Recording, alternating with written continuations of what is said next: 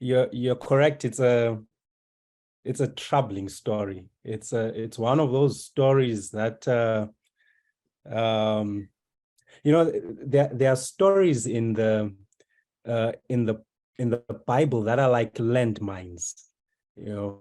You step on it and it explodes, and the questions are buried so deep into your soul, and sometimes you have nowhere to voice those questions. Sometimes you struggle with them for a long time.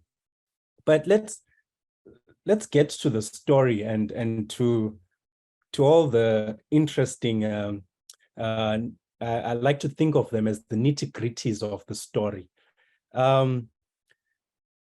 I'd like to suggest to you that the problem, the trouble, the disaster that befell Uzzah started 7 months earlier, when the Philistines came and they conquered. They took the Ark of the Covenant back to their territory. And you can imagine it. I mean, stories, I love stories. You can imagine them marching back home, and they are composing songs and people are celebrating. We have defeated the Israelites, and we even have the Ark of the Covenant, this piece of furniture that belongs to their God. We took it, we have it, and they are celebrating. This is a great thing that has happened to them. Little did they know that problems were not too far away. Now, I don't know for sure how things really happened, and maybe this is something we'll talk about later. But they had problems, and somehow they figured out that it is this Ark of the Covenant, and they sent it back. And as it was going back, it gets to Beth Shemesh, and the people who were there working in their fields see the Ark coming. And I want to read something here. I want us to take a look at this text here. I'll put it on the screen. It says, "And the men of Kiriath Yeharim came and took the Ark of the Lord from Beth Shemesh, that is, and brought it into the house of Abinadab on the hill. And they consecrated his son Eleazar to watch over the Ark of the Lord." And now this is where things start to get a bit exciting here. So the Ark arrives, and if you read the entire story in is that First Samuel chapter 6, they call the Levites, and the Levites figure out what to do with the Ark. It's their job after all. And in the conversations that they have there, they decided that the Ark should go and stay in the house of Abinadab. His house was on a hill, and they consecrated. I'm not quite sure what the narrator is telling us here when he says they consecrated his son Eleazar. And first of all, you begin at this point, you should be asking yourself the question, is Abinadab even a Levite to start with? If you search in your Bible and try and find Abinadab in the lineage of Levites, you might come across a couple of problems. And it says here, they consecrated his son Eleazar. As you're going to see as we carry on, the other version of the story actually tells us about 2 other sons, of which one of them is Uzzah. But I want to also bring your attention to Josephus here. Now, let me see if I can, there we go. it says, Josephus writes in Antiquities 6, and since they acknowledged themselves unworthy of the arks aboard with them, he's talking about the people of Beth Shemesh, they sent to the public senate of the Israelites and informed them that the ark was restored by the Philistines, which when they knew, they brought it away to Kiriath Yeharim, which, by the way, for those who are interested, is scholars are saying it is modern day Tel El Azhar. Now, when they took it away, Josephus says that in this city lived one Abinadab. And now pay attention to this. Josephus says, by birth, a Levite, and who was greatly commended for his righteousness and religious course of life.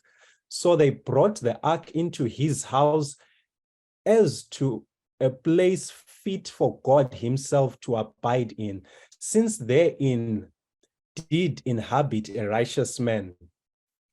And then Josephus says, his sons, plural, also ministered to the divine service of the ark.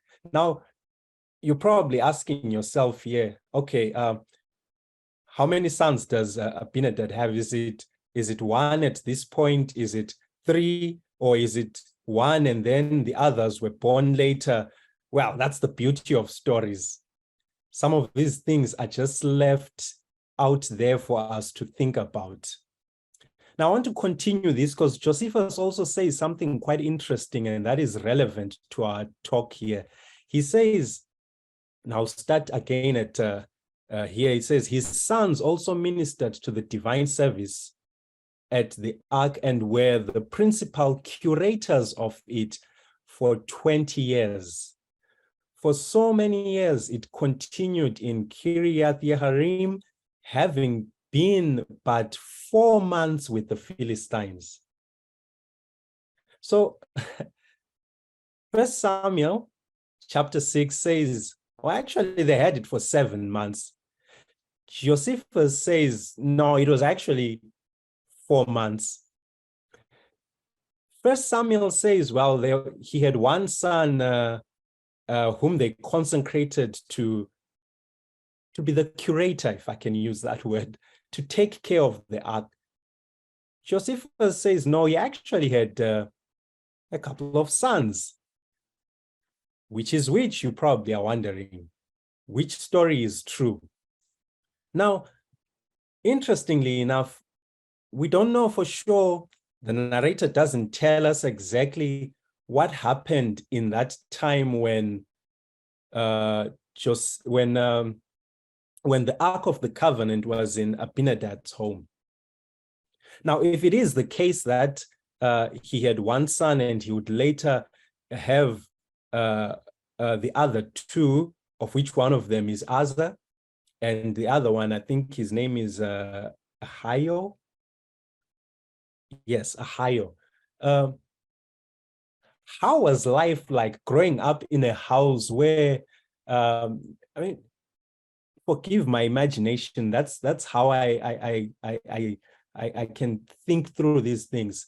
How is it raising 3 boys in a house where the Ark of the Covenant is right there in the middle of the living room? And what conversations did they have?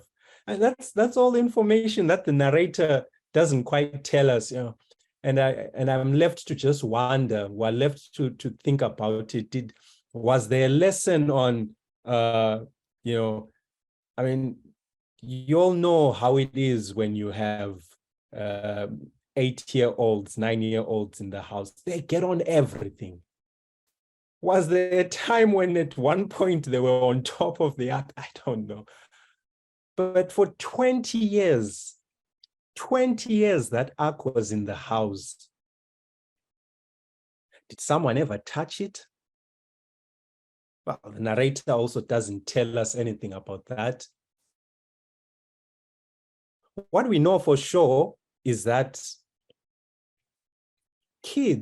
children have, what's the kindest way to say this?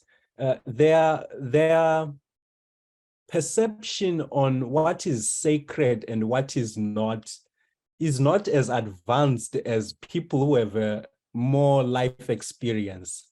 So I can just imagine what life in that house was like.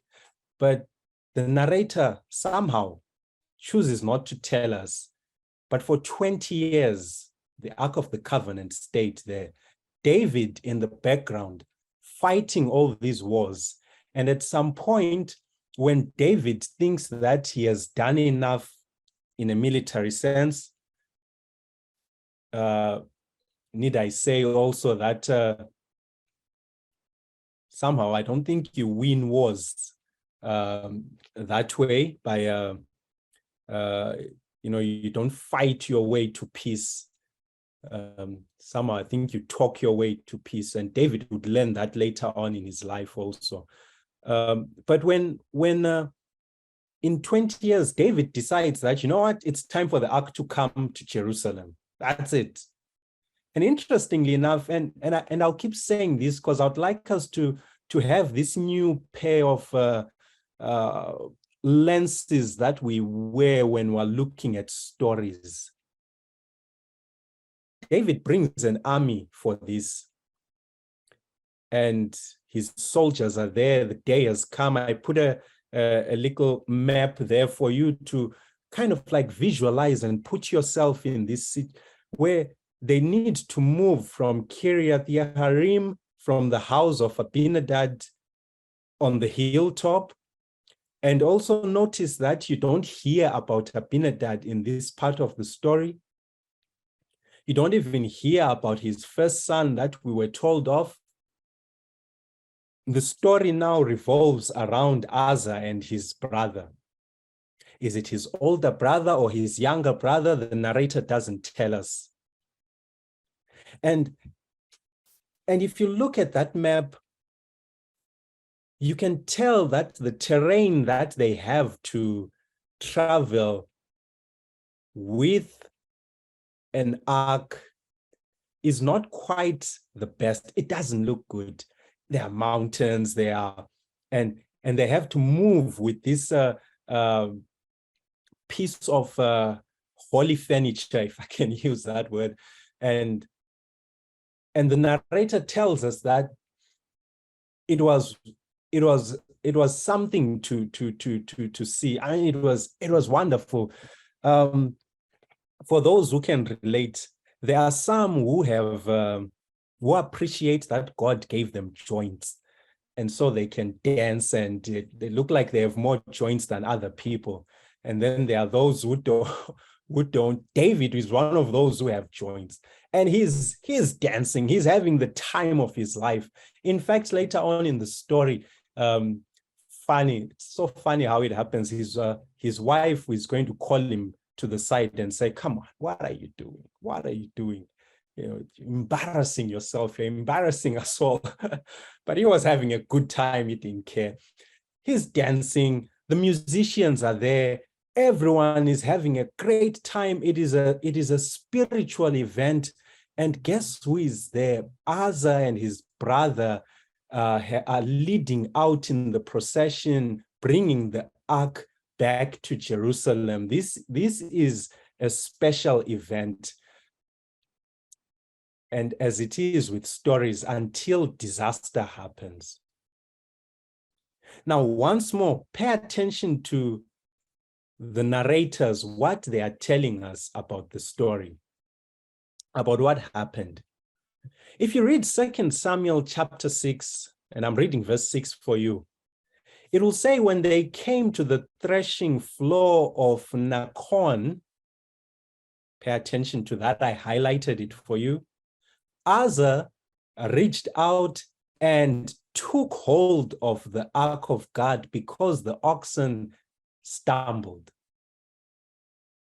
Now, another narrator says, this is 1 Chronicles 13:9, when they came to the threshing floor of Shiden. Uzzah put his hand to hold the ark because the oxen nearly overturned it. And I'm bringing these in translation for us so we can, avoid the messy work of getting into the Hebrew and all of that. But as you can see from the translation, that you're probably thinking right now, wait a second, what happened here? First of all, where did this event happen? Was it by the threshing floor of the first guy, or was it the threshing floor of the second guy? Or is this the same person with two different names?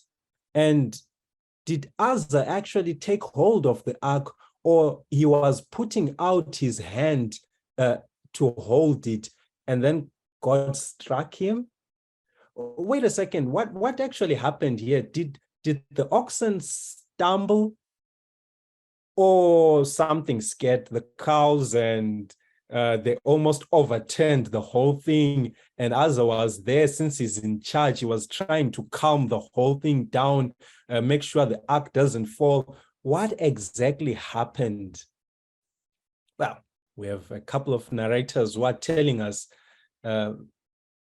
things that are seemingly different. Here is one more, 1 Chronicles 13:9, and I put the which translation I'm taking it from.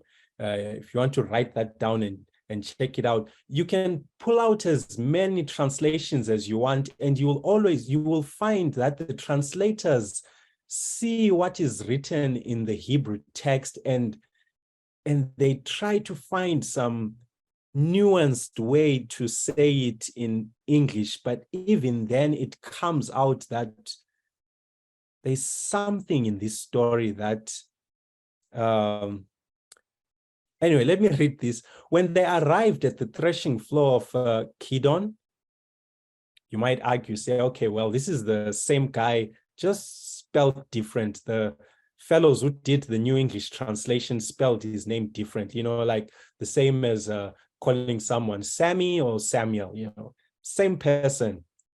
I don't know. Uzzah reached out his hand to take hold of the ark because the oxen stumbled. What exactly happened there, I ask? But somehow, whatever happened, Uzzah put out his hand or either touched the ark, and God killed him right there on the spot. Now, as you can imagine, David was not quite pleased with this. In fact, he stopped the entire ceremony. I mean, why do this when this God is behaving like this? I mean, he'll kill us all. I just stop the whole thing. So he stopped the whole thing. And interestingly enough, again, we are told that, and the narrator is so particular about this part of the story, that they found a house close by where they could keep the ark. And they managed to find it. I think this is 2 Samuel 6:10, the house of Obed-Edom, which is an interesting way that the narrator is telling you, the reader, as we're going to find out later, also the listener to the story, that this individual, first of all, he's a foreigner. And on top of that, he's not a Levite. But the interesting thing that the narrator throws into the story on top of that is that little line there that says, while the ark stayed in his home, and it stayed there, by the way, is it 1 Chronicles 13 that tells us it stays there? It stayed there for 3 months. 3 months. While the ark was there for 3 months, God blessed him and his household and everything he set out to do. He was blessed by God. the narrator doesn't tell us exactly what kind of investigation was done. Who was invited to come and look into this issue? What were the conversations that they had? What we're given instead is the equivalent today of you've seen it on TV when they say, we have a statement from the White House, for example. What we have instead is the statement from the palace, where David comes out later and says, I think this is 1 Chronicles 15, where he says, hey, you Levites, you did this wrong. You are to blame. It was your fault. Uzzah is dead because of you. I think you know as well as I know that statements that come from the palace are specifically, in most times, designed strategically. I'll come back to that. It's quite interesting. I find it very interesting that the rabbis also didn't quite, well, how can I say this? They didn't quite buy into the official statement that came from the palace. Well, they had their own views on what exactly happened. It's even quite interesting that even later Christian Bible commentators also looked at this story and they were like, we hear you, David, but my, oh my, this is messy. Something is happening here. And then they take different directions. They take different points of view. And I should apologize if you all just see me keep moving my hands like this. I don't know why I do that. I think with my hands. And so I communicate better when they move. I remember when I was doing my recordings in church, and the camera crew would say, oh, Pastor, come on, your hands are everywhere and you keep moving around. Anyway, there are some Bible commentators who say, you know what? When we look at this story, the only thing we can come to a conclusion to is that this was God's will. This was God's will. I mean, don't blame anyone. David, don't blame the Levites. Don't blame anyone. This was God's will. There is no blame to go around here. God wanted it to be like this. I want to read something here for you. Let me put it up on your screen. Jameson, Fawcett, and Brown, this is their commentary. I love this commentary. And listen to what they say. It is of importance to observe the proportionate severity of the punishments attending the profanation of the ark.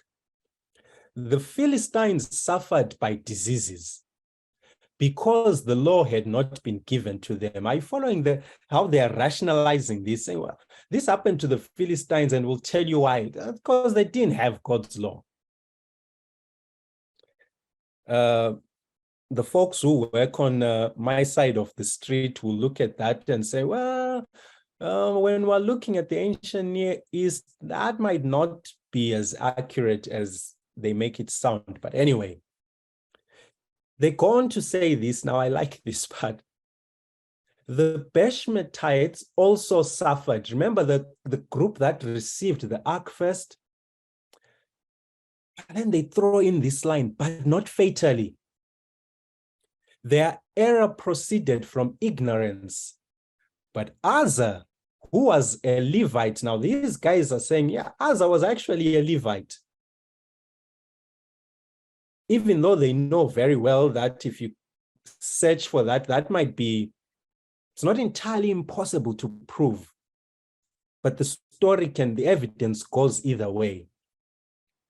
Anyway, but Uzzah, who was a Levite and well instructed, they are probably imagining the same way that I was imagining, that in those 20 years when Uzzah was there, maybe was born, when the ark was already part of the furniture at home, there were conversations at home about, the stuff you find in Numbers chapter 4, 1 to 15. This is how you do it. The Levites come in and they dismantle everything. And then this group of people come in and they pick it up and so on. I don't know. Maybe this was the conversation. They are thinking it was the conversation that Uzzah was privileged to. He was well instructed. He suffered death for his breach of the law. Now, this part where they say, this other group of people suffered, the Beshmetites suffered, but not fatally. Look at 1 Samuel 6:19, and I will leave that with you to decide whether this was fatally or not.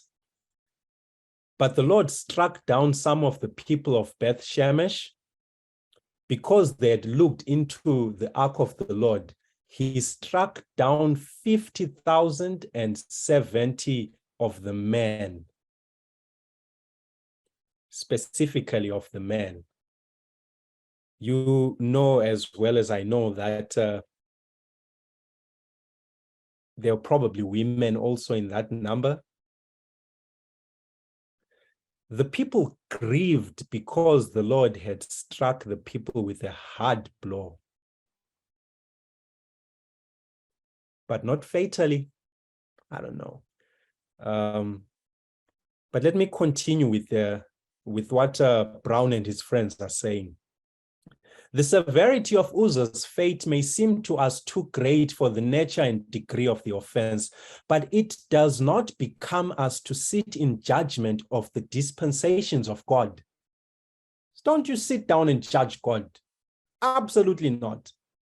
And besides, they continue to say, it is apparent that the divine purpose was to inspire awe of his majesty, a submission to his law, and a profound veneration of the symbols and ordinances of his worship.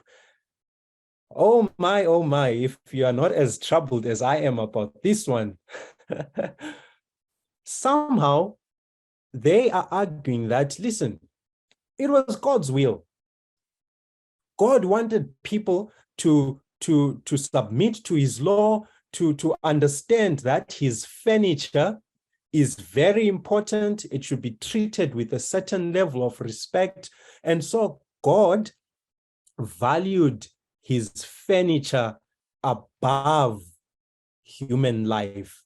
And to teach everyone a lesson, God decided, you know what? How can I best make sure they learn this lesson? I'm going to kill Uzzah. I want to read something from Ellen White also. She writes in Patriarchs and Prophets, the Philistines who had not a knowledge of God's law had placed the ark upon a cart when they returned it to Israel, and the Lord accepted the effort which they made. Beautiful language, beautiful writing.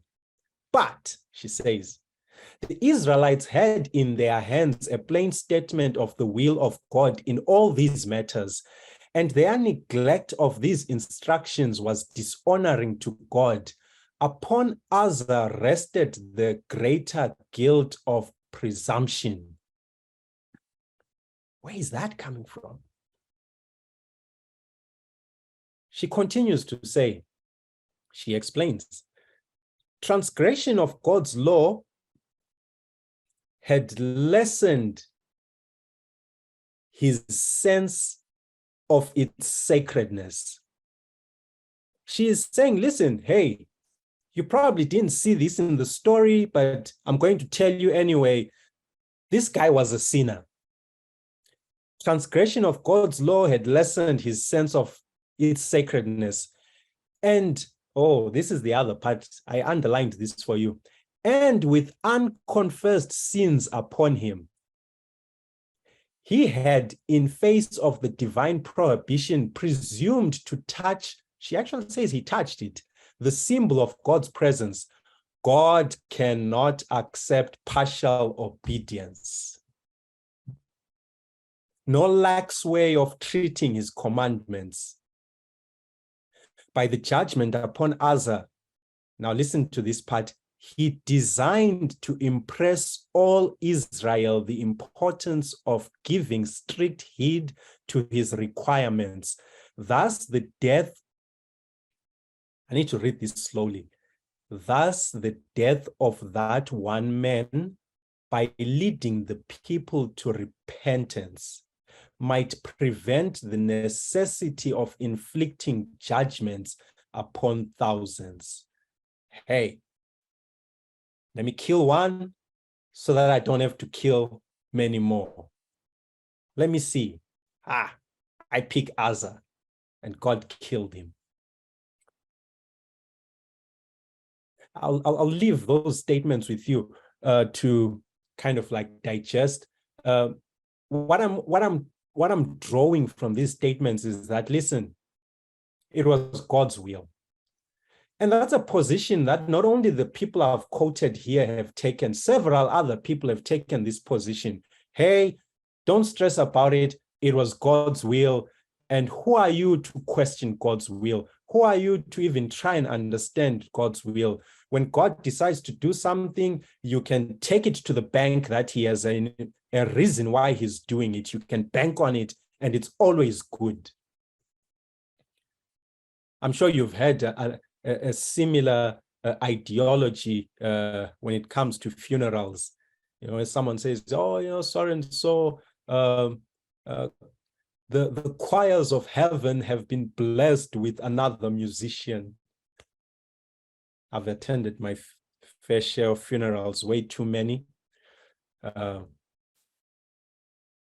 I sit there and I wonder, wow, I mean, there are kids here who are mourning the loss of a parent, and we're telling them that, you know what, just because the next few days you're not going to have anyone to prepare meals for you, you're now an orphan. God thought that was okay because he just needed another alto in his choir in heaven.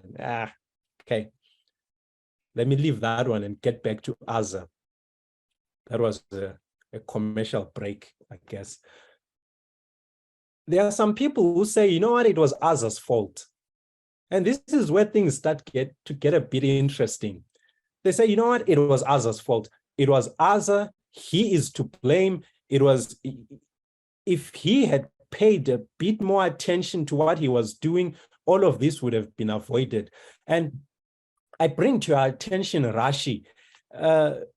This is a Talmudic scholar, and he's a scholar that is respected in the Jewish community and in those amongst those who study the Talmud. And listen to Rashi's reasoning here. He says the souls, and he's commenting, by the way, on Joshua 4:18 and connecting this to the story of Uzzah. He says the soles of the feet of the Kohanim were lifted.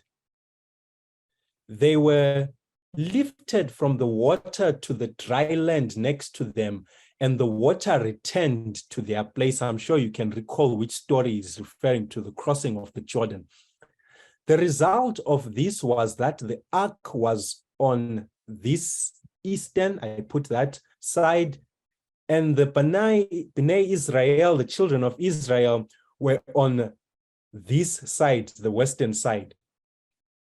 Thus, he concludes, the ark lifted its carriers and crossed over. It was regarding this that Uzzah was punished. When he took hold of the ark, for if the ark carried its carriers, it certainly was able to carry itself. I mean, what a fantastic way of reasoning. The ark was able to carry its carriers. Therefore, Uzzah should have known that if the ark is able to do that, the ark is therefore able to carry itself. It did not need his help. I don't blame you if you're sitting there thinking, wait a second, where is Rashi getting all of this? Hold on to that question. Hold on to that thought. We're going to come back full circle on this. Here are a few other Talmudic scholars. Listen to this part where, and the verse states, the anger of the Lord was kindled against Uzzah, and God smote him there for his error. Rabbi Yohanan and Rabbi Eliezer disagreed over the interpretation of this verse. One says, God smote him for his forgetfulness because he did not remember that the ark, listen to this part, he's now quoting Rashi, the ark can carry itself. He says, of course, Uzzah forgot. And when you forget in this kind of work, it can cost you your life, And so God killed him because he forgot. Uzzah is to blame. The other rabbi says God smote him because he lifted the edges of his garment in front of the ark and he relieved himself in its presence. And you're thinking, wait a second, I've never seen that part in my Bible. Where is the rabbi getting this? Well, we'll come back to that.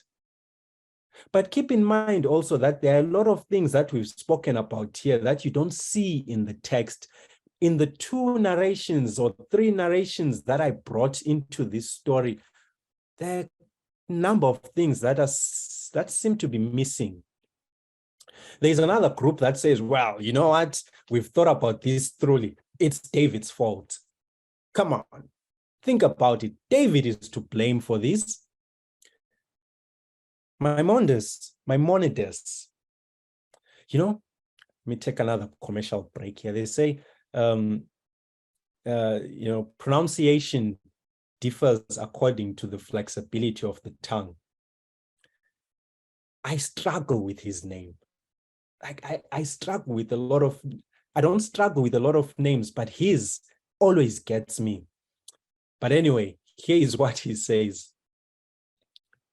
When the ark is transported from place to place, it should not be transported on an animal or a wagon. Instead, it is mitzvah for it to be carried on one's shoulders. Now, here is the blame game. Since David forgot and had it transported on a wagon, there was an outbreak of divine anger against Uzzah. So he's saying, listen, take leadership seriously. If you get it wrong, God is going to punish you by punishing your followers. I don't know how comfortable you are with that statement. It's one of those that make me say, well, if that is true, I do not want any leaders, especially human ones, because, humans and mistakes, they seem to like each other a lot. So Maimonides blames David. And he's not the only one. There are so many others who blame David. And I'm just, cherry picking a few. Well, there's another one that's just quite interesting. They say, you know what? Don't stress about it. The story is complicated, but there's a happy ending to it. And here it is. They say, this is Rabbi Yohanan, by the way. He says, Uzzah entered the world to come, as it is stated with the ark of God.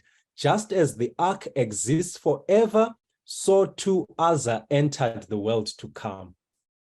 Don't worry about Uzzah, he says. Yeah, it seems like a great tragedy what happened, but our God is great. If his ark lives forever, the person who was in charge of his ark, Uzzah, the one who died, also lives forever. So when you think about heaven, the next time you should see Enoch, you should see Elijah, and somewhere in the background, you should probably see Uzzah. That's my addition to Rabbi Yohanan's argument. So the ark exists forever, so too does Uzzah. Uzzah is in the world to come. And so as you can see, there are so many ways people have gone with this story, trying to find who to blame. And I want to suggest something to us here today. I want us to explore the oral and the written text and the lived experience. Now, as a way of getting into this discussion, because I think this will help us to go back into the story of Uzzah, and if not understand it, but be more alert to the nuances of, be more alert to the details of the story, and our understanding of the story will be more nuanced. And we will look at the story and say, this is a beautiful complexity that we're looking at here.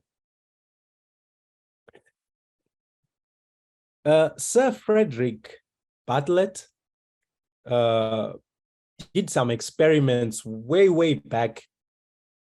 I think that's late 1800s, early 1900s, if I'm not mistaken.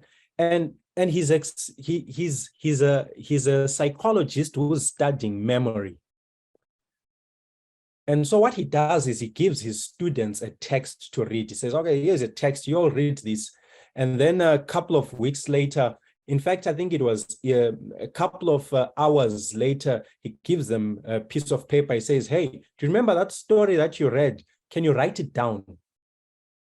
And then a week or so later, he gives them another piece of paper. He says, hey, can you write that story again? And then he does this and he does this over and over again. I mean, other people have done this experiment in different. I know it was done after, was it World War II, with the soldiers, where the psychologists who were studying trauma to see how they recall the events that they saw. But here's what they found. They found, interestingly enough, that and I've summarized this here for you. It says, reproductions of the story showed consistent trends: abbreviation, replacement of less familiar terms with more familiar ones, and rationalization. Bartlett students produced variant versions of the tradition that made sense to them. As they tried to reproduce the story from fragments that they remembered, they recongrued the fragments into some kind of meaningful whole. So what happened here was that as they were trying to remember the story, like Bartlett says, one of the things that quickly got lost in the detail were dates and so on. The conclusion is that what happens is that people have a way of changing stories because our memory is not as reliable. It is, human memory is notoriously unreliable. And so the story begins to change a bit here and there. I mean, you know this very well, how take, for example, the stories that have changed over time, just simply because people don't quite remember it very well. I remember reading an article where someone was saying, today, if you take 10 people and you ask them where they were and what they were doing when the Twin Towers crashed, you are going to get a slightly different story than what they were actually really doing. And so it is human nature. You know, the folks who work on my side of the street and they're looking at the ancient Near East, they see all these stories. Take, for example, the creation stories, and the stories, in the biblical context of the story, it's Adam, it's Eve, and it's Noah. But in the other story, it's Atrahasis, and the gods have different names and so on. You see what Bartlett is talking about, how we have a tendency to retell the story in a way that makes sense to us. But here is something else that's interesting here that's happening. why I'm bringing this into the conversation. It is that when we're talking about the oral and we're also talking about the written story, there is this fallacy, if I can call it, that has been promoted, that everything moves from simple to complex. You know, there was a time, the professors will say, when people were just telling stories, and then they discovered writing, and then they started writing more complex things, and then they started writing for entertainment, and then they started writing, you know, but it's not exactly how it happened. At least researchers today are starting to agree that actually the oral and the written text go hand in hand. Let me give you an example. The Jews, if I can use that word, the Jews understood very well how unreliable memory can be. And so in the stories that they told, they came up with techniques and devices to enhance memory. For example, the chiastic structure. I know theologians have taken it and made it into a theological idea, but it was most likely a mnemonic device. If you're going to remember a story, well, you can take 2 points here and 2 points here, and then the main point, you put it in the middle, and that's easier to remember, and then you have it. I mean, Hebrew poetry is another way. If you're reading your Hebrew Bible, you know there's a way how they will end a certain section and then begin the next section in the similar way that they ended the previous section. And they use poetry, they use mnemonic devices to be able to remember these things. Because somehow, and the other thing they use also is writing. You know, you write some of these stories down, but bear in mind that the written story is not always the same as the oral story, even though they go hand in hand. I mean, you know this to be true, that you know, you'll have someone come out on TV and say, be it CNN or Fox News or whichever you prefer, oh, this is an official statement about the state of things in life in Ukraine, for example. But you bring someone who's actually, you talk to someone who's actually in Ukraine, and you find that, wait a second, the stories are a bit different. The written narrative and the oral narrative, while they go hand in hand, the two are slightly different, even though they are talking about a similar thing. And this is where things get interesting. Other traditions in the ancient Near East knew and appreciated this. I'll give you another example quickly, like let me use the Islamic tradition. You have Al-Tabari. He's a famous historian. Now, when Al-Tabari is talking about the death of Caliph Uthman, for example, he was murdered. What Al-Tabari will do is that he will give you 7 or 8, I actually think he has 4 or 5 when it comes to Uthman, narrative stories about exactly who killed Caliph Uthman. And with each narrative, he begins by saying, well, this part of the story comes from so-and-so, who was told by so-and-so, was told by so-and-so, and so-and-so, whose father told him that his uncle so-and-so told him this, this, and this. And Islamic scholars just love that stuff, because then they can go back and look at all those names and say, do we trust this individual? Anyway, and then you have the measure of a good historian to is all the fact that they can bring all these narratives and they are saying, hey, this is the official version about what happened to Caliph Uthman, Al-Tabari will say, but these are all the other stories. Al-Tabari will say, this is the official document about what happened when Muhammad was in the problems that Muhammad had in Mecca.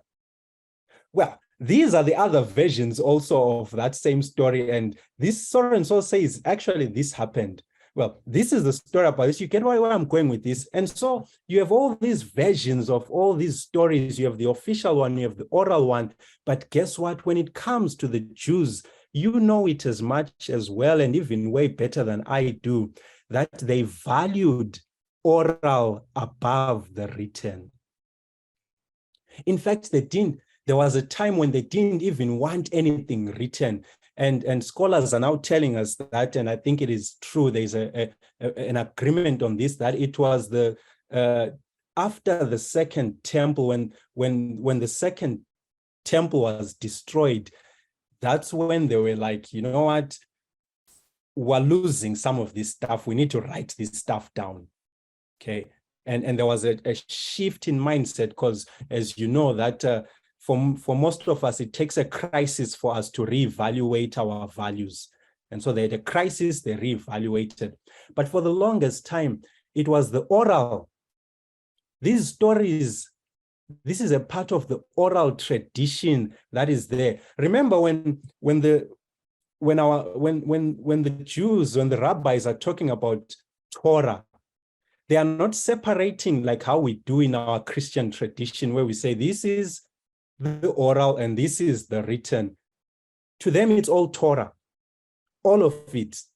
It is completely Torah, all of it. And so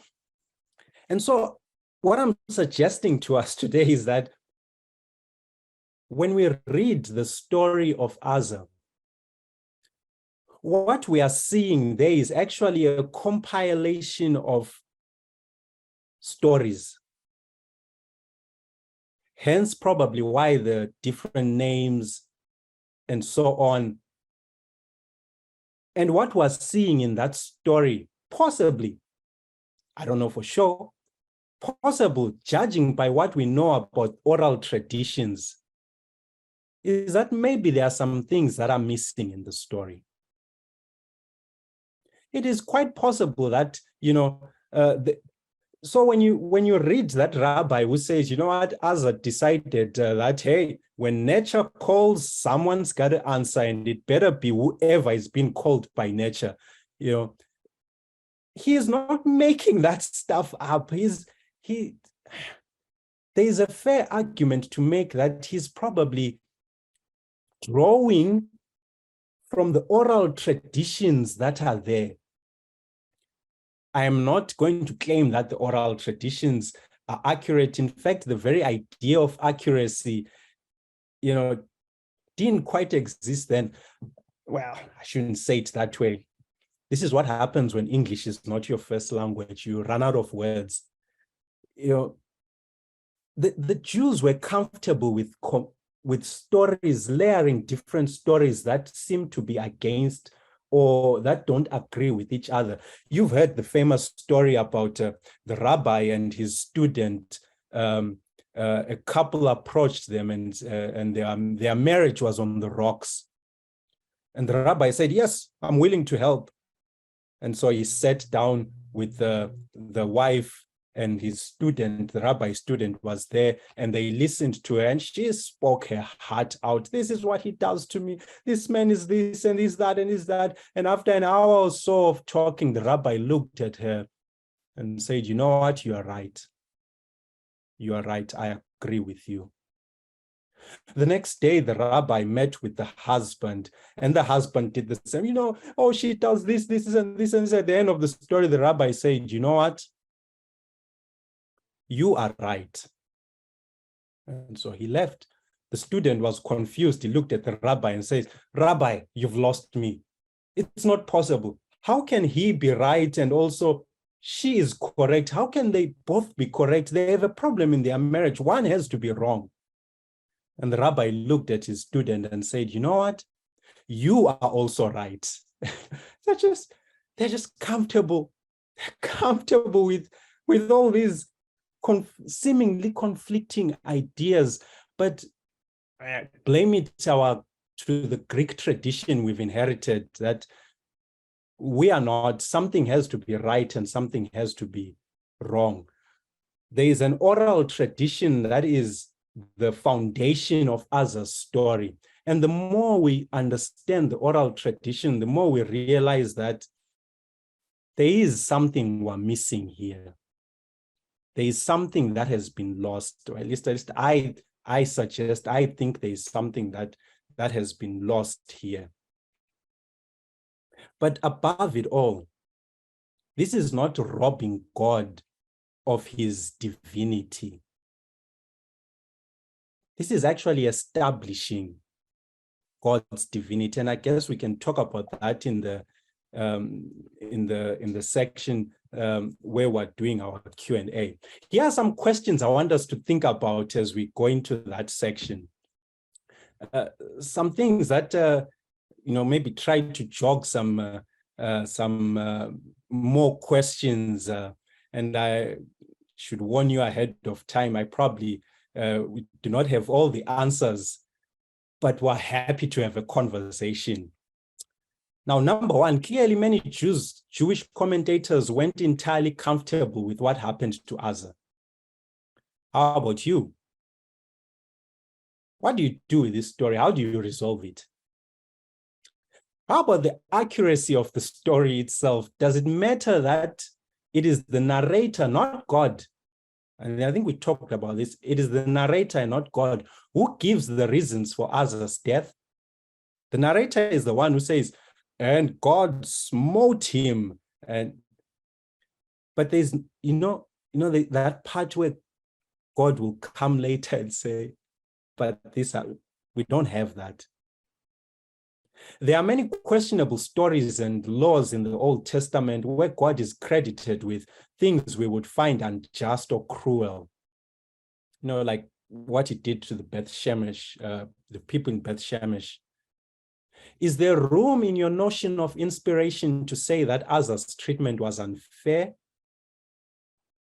The stories attribute a great deal of magic to the ark. This piece of furniture, it's no ordinary piece of furniture. It caused diseases among those who captured it, which was addressed by golden models of rats and tumors. That story. Then it later caused Uzzah's death. How do you understand the notion of magic objects in light of what we know in the New Testament? Here's the last one. If the text of the story and others seem to do violence to the character of God as we understand it from the New Testament, which should we defend? God's character or the text of the story?